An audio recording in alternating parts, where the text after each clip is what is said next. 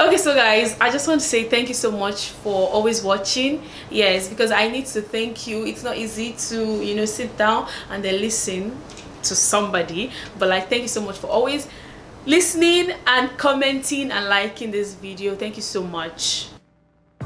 Welcome back to another episode of Impact Generation. Yeah, and my name is Tolu, and today's topic says trust and relationship with God. Now, what is the meaning of trust? What's the meaning of relationship with God? Having a relationship with God.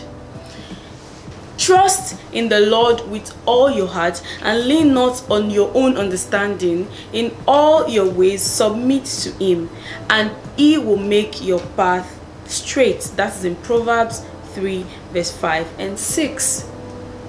Trust in God, lean on Him and not your own understanding. Now, the good news is putting your trust in God is the way forward.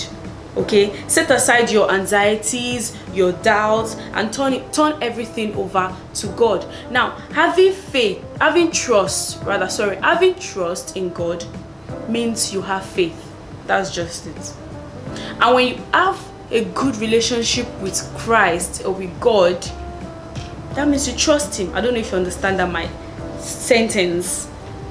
When you trust God, you have faith in Him. When you have a good relationship with Christ, you have trust in Him. So those are the two things I'm trying to weigh together today, and then bringing them together to make us understand how important it is to, trust in God. Put all your trust in Him. No worries, no anxiety, no thinking about what you're going to do next or what you're going to do now. Now, it can be difficult to maintain faith during hard times. I already said that trust leads to faith. When you trust, imagine when you trust your parents, for an example, you trust them, that means you have faith in them that they're going to do something for you, or you really need something, and then you talk to them right about it, and they're like, okay, I'll get it for you. You coming down and trusting them that they'll get it for you means that you have faith in them, that yes, I believe that they're really going to do this thing for me. So it can be difficult to maintain faith during hard times. It's certainly tough to trust in the good when every single thing in your life seems to be unnecessarily challenging. Yes, sometimes when things are really extremely challenging, it's very, very hard to trust the good things in your life. It's hard. Yes, we are human beings. We're like, this thing is too much. We're like, God, please just help me. There are some stages like that. There's some time that we feel like, God, please help me. Please, Lord, just help me.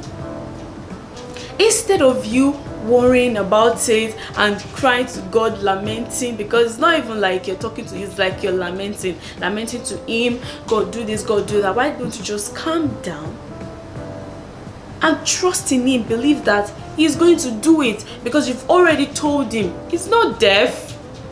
He's not. He knows. And that's why they said that His ways are not our ways. He will do it when He knows that it will be good for you. That's just it. Now, as our relationship with God grows, we should learn how to trust Him more. If you want to have a good standing with God, a good relationship with Him, you have to learn it. Okay? Trusting can be very hard, but we're talking about God here. It shouldn't be hard for you. It can be hard to trust human beings. Yes, they even say don't put all your trust in human beings, because they will disappoint you. Yes, but God will not disappoint you. He wouldn't, because He is God. He's your creator. The person that created you is the one that created everybody. So if you ask Him for something and then you did not get it at that time, or you're passing through a very challenging situation, and nothing is looking like nothing is working. It's looking like nothing is working. He is working. It's just that he's not going to do it at your own time, that, oh God, do this thing fast, I want it fast. He's not going to do it for you like that. God likes to, when is the right time? The right time, this thing will favor this person. The right time, this thing will be good for this person. That's just it. Now, the word of God says, for my thoughts are not your thoughts, neither are your ways my ways, saith the Lord. That is Isaiah 55 verse 8. It is his way, his thing. Don't disrupt his plans. Just calm down and let him do it for you. Now, sometimes we wonder why God worked things out a particular way. His thoughts are not our thoughts, neither his ways our ways. Right? We wonder why God chooses to use certain people that we would not have used. There's a point that something should just happen. You just say that some people are able to do something, and then you feel like, not in a million years would I even allow this person to have this thing, or would I even allow this person to do this thing. That is an evidence that it is evidence, that God will do his thing his own way. He doesn't think like us. We as human beings, we just see, I don't know, will I say we judge people by their cover? I think that's just how I'm going to put it. I'm sure you understand me. We just see the outer parts, the physical thing. Fine, sometimes we see the the behavior. Those are the physical thing, but God sees everything. He sees that, will this person be able to, if I give this person this thing, will he be able to? Yeah. So now, that is because his thoughts are not our thoughts. Like I said, neither his ways are our ways. He sees something in them that he can use. He sees their worth. It is hard sometimes to see people's worth. So for God to be able to do that kind of a thing, why can't you just, calm down, be rest assured, and trust him that he's going to help you out, that he's going to fix it. We shouldn't have worry, we shouldn't have anxiety about anything. If you have a good relationship with God, that is the key point. Okay, build that relationship with God by trusting him, having faith in him, talk to him, pray to God. That's how we can talk to him. Pray in your private time, talk to God, tell him to guide you. Look, that is what I do, because there are some decisions that you want to make, but then you feel like, if I make this decision, you're not sure. Even the ones that we are sure about, that, oh, if I do this thing, it's going to work out. Those decisions, whether it's going to work out or you're not sure, tell God to guide you. With that, you will not be able to waste your time, sticking on one thing, doing one thing over and over and over and over. There was something that I was discussing with my mom, and because you see, we just have to let God do it, because we are just wasting our own time. That thing I was supposed to have done, maybe it was me that told God. For example, I told him that I wanted something, and then instead of me to tell him to guide me through, what should I do?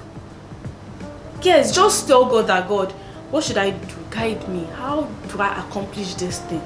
I didn't do that.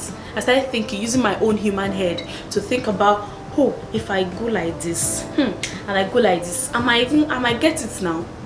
And then I searched for this thing for years. It's not even a joke. For years, until I realized that, hey, I have to tell God, because God will just be looking at you. You're not ready, Abby. You don't want me to help you, so I'll calm down now. Yeah, you have to be willing. You have to surrender for him to help you. Trust him. Put all your, when you say I rest on you, rest on him. Let him do it. Until I was able, I sat down, and because Mommy was like, have you prayed about this? Have you ever even Have you told God at all that God should guide you or God should help you or this? It's like, I don't really. I only said, God, please, I want to do something. Help me out. It was not like the way you're even telling me, like it's not really a serious. You don't see it as a serious thing. In your private time, tell God to guide you. That's just the prayer. And I was like, God, guide God. Years have gone. It was so funny. Years have gone. Guide me or help me. I trust in you now. I'm not going to bother my head again. I'm not going to find human ways. I'm not going to look for how to, every time cracking my brain, how will I do this? God, I just need your help. And guys, it happened. Yes, it just happened out of nowhere. I was like, God, this God is marvelous. You know, he will do it by himself. You don't have to. Why are you helping? Like, they're supposed to be helping. You want to help because I don't get. Trust God. That's just it. Build your relationship. See if you can be able, like, if you can build that relationship with God, putting your 100% trust in him, man, everything is going to start working okay. That's just it. Now, why is trust so important in the Christian faith, that is in our relationship with God? Why is trust even important? Okay, I'm building relationship with God, you know, I'm coming to church, I pray to God, this and that.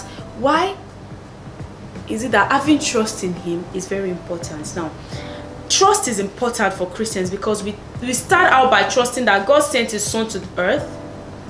We trust that Jesus was born through the Virgin Mary. We were not there, right? But we trust the scriptures that Jesus walked this earth, that he was crucified, that he died on the cross. Everybody believed that. Like, we trust the Bible that this was what happened. Then why is it now hard for you to trust him with your life?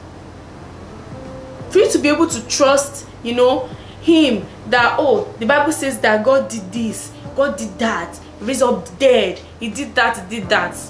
We all believed. That's why we are Christians, right? But why is it hard for you to trust him with your own life, with your decisions, with your day-to-day activities?